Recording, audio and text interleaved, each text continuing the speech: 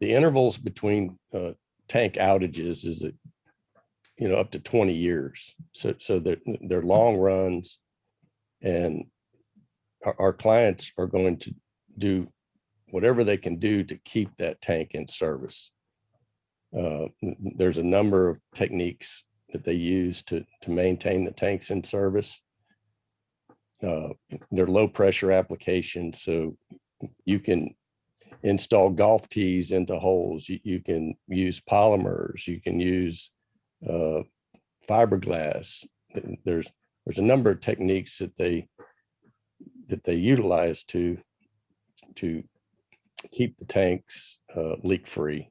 The big problem with those types of short duration repairs is they don't last, and so they're constantly having to re-enter those hazardous environments and reapply the materials.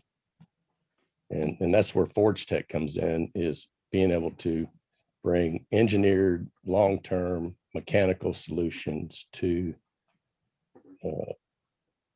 the anomaly.